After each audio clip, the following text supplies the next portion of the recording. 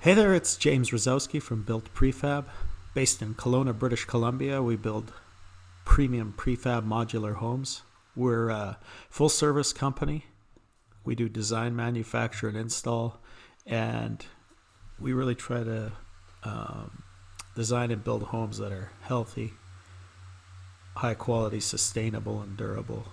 So, the purpose of this video is to take you through one of our units in what we call Built World 2020. So Built World's shown right here on the screen. And it's the little neighborhood we built so that we could tour you around our houses and show you the inside and out. So this is the one over here on the right we're going to take a look at. It's called the Meadow. Computer's taking a little while to render, but there it is. And what we're going to do is a full-on 3D tour of this house, given that we've done the whole design in 3D. So, of course, anytime you build a house with us or do a design, it's going to be full 3D. And we're going to be able to do walkthroughs with you, apply your finishes to the unit to give you a real good understanding of what the building looks like inside and out, and you'll understand how things are going to work. Well before you get it. So I think an easy way to start this off is to look at the floor plan of the home. So you zoom in here. This is the Meadow, and basically what we're looking at here is the entry. So on the drawing we could put a little deck, and you've got your entry here. When you come in, there's a closet on the right. You got your laundry room, and then that enters into a little mech room. This could be also a pocket door, which it probably would be. So you got your laundry room, and then there's a half bath around the corner. So a lot going on in this little area, but it's nice and tight. And then we even put a little bench here with hooks for you to sit down and get ready. So, the entryway is nice, and it kind of takes you wherever you need to go. Obviously, to the right here, you've got sort of a TV room. There's a larger bedroom here, a small bedroom here, bath, and then the master with that bath is its ensuite. So that's your configuration. And then, of course, you're into the kitchen and dining room, living room. So this is just two boxes, a 16 by 56 and a 16 by 60. And, it gets you a lot of space. So I'm going to show you the cutaway, which is a nice way to get a perspective of the floor. So again, coming in the home, we look at the situation, come through, walk around to the kitchen, got your living, dining, and the rest there. Of course, the master bedroom with the ensuite, and there's your other washroom there with the two beds, and then of course that TV room. And so we're going to talk about all these features as we walk through it, but in the process of designing your own home with Built Prefab, your starting point every time is to choose the floor plan that works for you, because that's number one. And what we can do is make some modifications, because even in this design, it's clear maybe you don't want the two bedrooms configured like this. Maybe you want a larger master bath. Maybe there's a requirement for less or more mechanical. We don't know until we start talking. And then some of the other details beyond the floor plan we can really manipulate, as you'll see in this video. So going back to the building, what we're going to do before we move on is take a quick look at the outside and the inside. We won't talk too much about the materials on the outside, because that's one of the things we'll talk about at the end. But I see it's quite configured for view side on the narrow end of the building. But what I am going to do is go right into the house and take you through it. So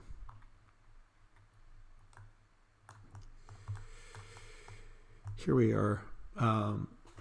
What I'll do is zoom out a bit so we get a better perspective, and just bear with this because the camera will cut through walls if a perspective is too wide. But anyhow, you're still going to get a great idea of what the house is like. But yeah, here's our entry with the bench and everything. And if you want, obviously straight into that TV room, with a little barn door there. Let's just zoom out. So there it is, and this could be configured. However, it could even be a bedroom, I guess, if that was something you wanted. But it's here right now as a TV room or a entertainment. And then as we move through, we've been looking at. There's your half bath on the side, and I'm going to show you more information on all the bath configurations later on in this video. So my computer just decided to render for a minute, so I don't know what it's doing. Maybe saving. But yeah, even from this view, half bath on the right, full bath on the left, and then we can see the whole area with the living room and the kitchen. So we're going to talk a lot about kitchens going forward. So like obviously we see a little kitchen in here, but I'm going to show you a way better perspective after we're done this walkthrough. And then, this is sort of the view you would have at the island. Nice large dining room. Of course, the living room, and it's showing a Regency gas fireplace. I could just take you over here quickly to another unit to show you the optional fireplace, which would be a wood-burning stove. Oh, come on. There it is. So, yeah, that's sort of like your option number 2. Let's light a fire. Boom. So yeah, you could have either of those in that unit. And just going back into the Meadow, jump into that living room. There's our Axis ceiling fan. Got our lights, which we'll talk about in a bit. And yeah. There you go. So now I'm in the master bedroom. You see a standard closet with 8-foot doors. We got flush pulls. There's a pocket door leading into your bath. And I'll just show you quickly these bedrooms. The thing is as we do your design, there's much easier ways to view a lot of these details, but this is a nice way to get an overall perspective of the home, and I'll show you right away.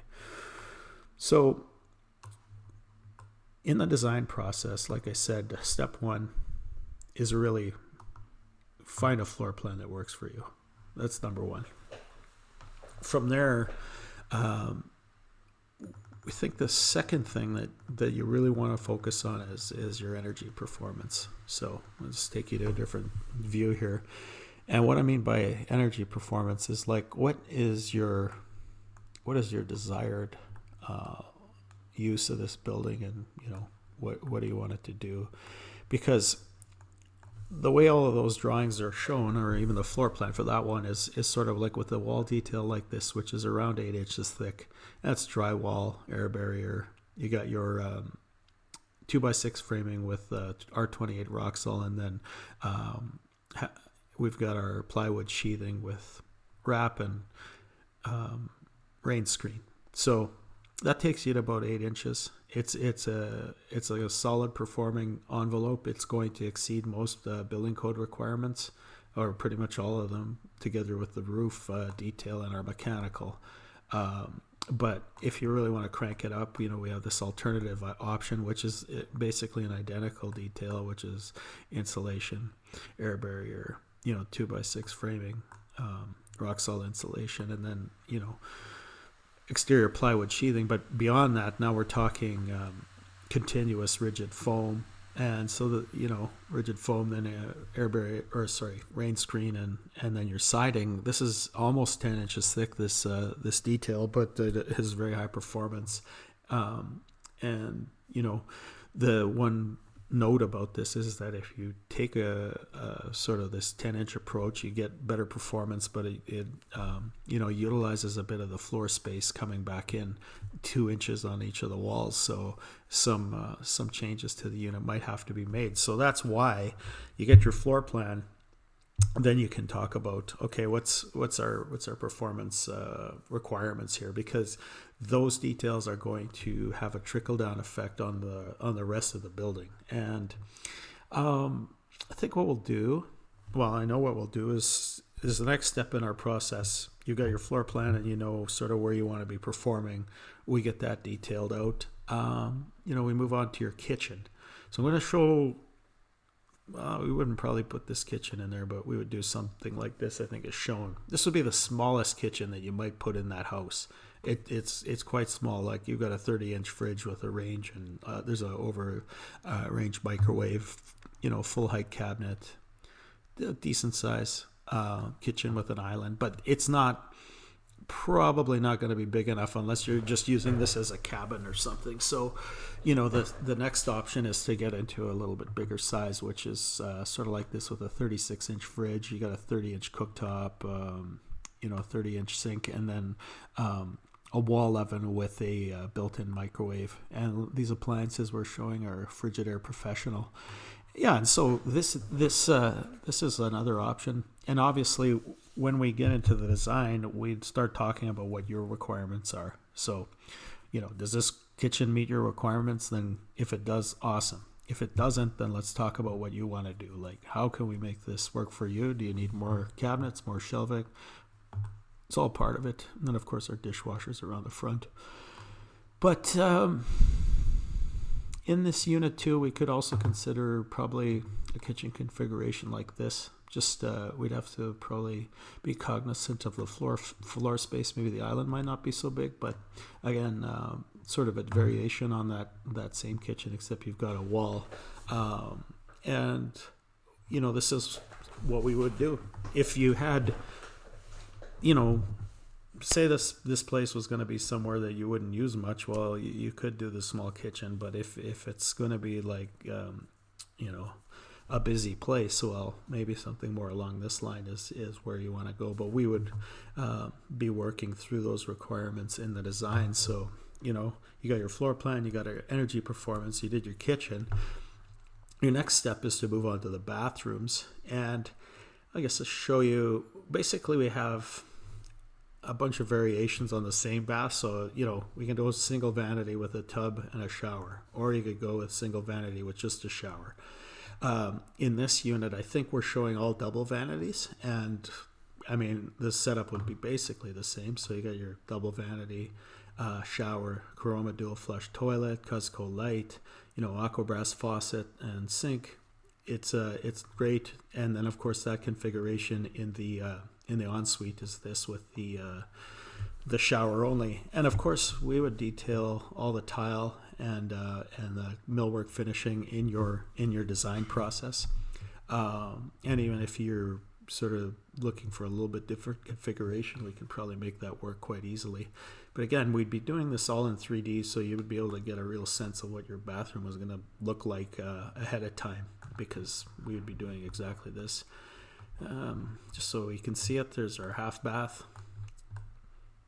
And like in a building of this size, you could even consider, squeezing down the bedrooms or whatever, and having a large master bath, which would kind of be in this configuration. And yeah, that's stuff we deal with in the design process. So we've gone through energy performance, kitchens, baths. The next thing we'd be doing is talking about your closets. So, what do you want? The typical closet detail that is in all the renderings is shown right here. 8-foot tall doors. It could be anywhere from usually 5 feet wide to we don't show it in the renderings, but I have one that's up to 12 feet wide. It would take across like basically an entire room. And again, it's all up to you. We have a bunch of walk-in closets as well. That's standard kind of as shown. And then, option 2 is to go with built-in millwork, which we show here. And again, that's really your preference, your budget, and then of course, what your priorities are. So after we're done detailing your closets and millwork, we would be working on your laundry room to sort of identify something that works for you. Like this unit just shows a very small laundry room, which is this idea with like a 20-inch Blanco Quattro sink. I don't know why that measured a weird number, but it is 20 inches. There it is. And like a little laundry center, which is actually a high-performance Whirlpool unit, but it's still quite compact. If there's more room or you reconfigure the interior walls, we can get into some of these bigger laundry areas if that's something that you're prioritizing in your design. And it's all a matter of budget and priority, so we would work through that as well. And then after we get done that, we really focus on sort of your windows and exterior doors. And I'll just take us back to the drawing there. So, actually I went to the wrong house. But let's go here. So yeah. I think we're showing like a 14-foot door here across the front. I don't know what's catching, but it is 14. Yeah, this window here is 10 feet wide, I believe, by 5 feet tall. Oh, it's catching again, but yeah, it's 10 feet. And that one's 8 feet by 5 feet, and this is 3 foot by 8 foot. The door is 3 foot by 8 foot, so you got a couple of those, but we would be able to configure the windows to meet your requirements, and we have quite a few window options, but and they all fit the style. And even this entry door, we're showing a 36-inch wide full light door, but we could easily move up to 48 and make it bigger. But that would be the next step in your process. And then once we got all your windows detailed, so you're catching your views and whatever light you want or don't want, then we'd move into interior lighting, and exterior lighting. So, we were showing the 6-inch dowels ceiling lights in here. We're showing our Axis ceiling fan. There's the Cusco shoot linear pendant, and over the island we like to do a tube pendant, but I don't have it shown in here. I'll just show you in another unit. For instance, just like this, there's a tube pendant. So we could hang 2, 3, or 4. It's really your priority, your decision. And so, back to that unit. On the exterior as well, we've got the Nordic, Cusco Nordic lights, which come in black or gray, and we would identify what you would like for that. So even, where you want to put the light switches, we could work through all of this in your design. And then, so now, say you've done energy performance, kitchens, baths, closets, laundry, windows and doors, lighting. Now we would move on to exteriors and facades. And so I think the way I've been describing it is there's really 3 kinds of first off, break the exterior into 2 different categories. The first being kind of the facades, and the second is the exterior finish. So step 1, this facade is like what they call a flat roof. It's not actually flat, but it does definitely slope back to the roof drains on the side of the building. But you've got a parapet that makes it look flat. And then what we've done is added in, this free-hanging facade, which is a cross-laminated timber panel. That's really cool and something unique to what we're doing. This is a very clean-looking facade, and the upside of it is that it's quite easy to install. So the unit comes in, and the site work it's not a huge amount for a home like this. In fact, I would figure 2 to 3 weeks maximum to install a house like this, maximum, if it was in this configuration. You could take the facade another way, which is sort of extruding the roof line, like we're showing here on the mountain. And those are choices 1 and 2. And then, of course, the third option on your facade is really what we show in the spring, which is like a cross-laminated timber panel, and that's a cold roof, so it basically goes on top of the module. You still have drywall underneath, but like in the interior, but this panel acts as a huge cover for your home. So the upside of something like a facade of this type is that you're allowed to, well, not allowed, but it allows you to have more coverage. So you could have a covered deck or a covered entry like we're showing here, good for shading and everything. But the downside, of course, is that your modules arrive, these two boxes arrive, and then we have to place this on top and then finish the roofing and put it together. So even though we're showing a small unit here, because of this facade, and the roof line, I'm going to say that install would probably be closer to a 4-week deal than the other one, because even though that other house is bigger, it's just less complicated. But again, it's about priority and budget, so you can determine which of those three suits your needs the best. So I'm just jumping back to the Meadow. And once we get that facade idea sort of straightened out, what are the overhangs and what are we looking for? Then we would talk about exterior finishes. So basically, we offer a combination of corrugated metal, some actual wood siding, which like tongue and groove, and then of course sorry, give me 1 minute. Yeah, tongue and groove, and then of course some composite panel options, architectural style. So let's talk about the metal. Basically, we've got two real options, which is like a light gray or pewter corrugated metal that's shown in this drawing. We can go with a light gray trim or a dark gray trim. It's really up to you. I'll just show you another unit that might have the dark gray. Oh, wrong view again.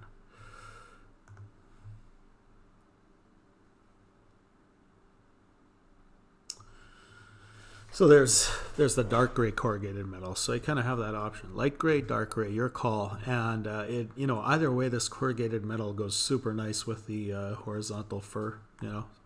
Like bringing a 4-inch fur right across the front in a horizontal manner. And so on the Meadow, there's a little bit less contrast because of the light gray, and then you got your fur. And so that fur is another option. And then of course, if we go over here to the daylight, the final wood option is to go with something like this, which is more of a vertical cedar stained gray. And you can see it's got quite an appealing look on its own. But we can put that combination together. Of course, the final option that you could have is either a dark gray or light gray composite panel, which would be like a hardy panel or similar. And we've got a nice detail for installing that. But yeah, there's kind of 3-in-1, showing the horizontal fur, dark gray corrugated metal, and an architectural panel. So anyhow, in your design, we would put the combination together that works for you, because the bottom line is that you would want different kinds of siding for different kinds of performance. Whether you're looking for low maintenance or fire prevention, or you just like the color of wood, and it's a personal preference. And again, there are some budget considerations in that discussion. And of course, it's going to be your call. But if we jump on back to the Meadow, the only other thing that we would be dealing with in your design is, choosing the color of the millwork, obviously, floor coverings, all of that. You're, of course, going to get to choose based on the products in our model guide for this unit. But if I move forward, really the process is, get a design agreement going with us. Once we've got that design put together, we submit it for permits, and then once we get approved, then we can start production. So we do procurement and then start building. And once we start building, you can pretty much, once we have the permit, you could start building on site. We'll help you with that. And then once the site's ready and the units are ready, we'll bring the units in and put them together. And so like a building of this kind, from start to finish, you'd probably be looking after building permit, and assuming there's room in the queue, it's like a 24 less than 6 months to make this happen from press go to being in it. I would be fairly comfortable on that. So yeah, beyond that, when do you know you're ready to proceed? Like, it's pretty straightforward. You have to own land to want to be designing or building one of these units, or you need to be about to be buying land. You gotta like our designs, which we sure hope you do, and one of these models suits your needs, or you think we can make a custom plan that might. And then obviously you got the money to do the project. So if you've got that going for you, you should call us, because we'd love to talk to you. And our first step is to just get into a design with you and try to put something together that really suits your needs, configuring it the way we just showed you. So yeah, that's the end of the tour of the Meadow, and we hope you enjoyed it. If you made it this far, again, I thank you. And if you want more information on any of this that we discussed today, just go to www.builtprefab.com or send us an email at info@builtprefab.com. All right, have a great day.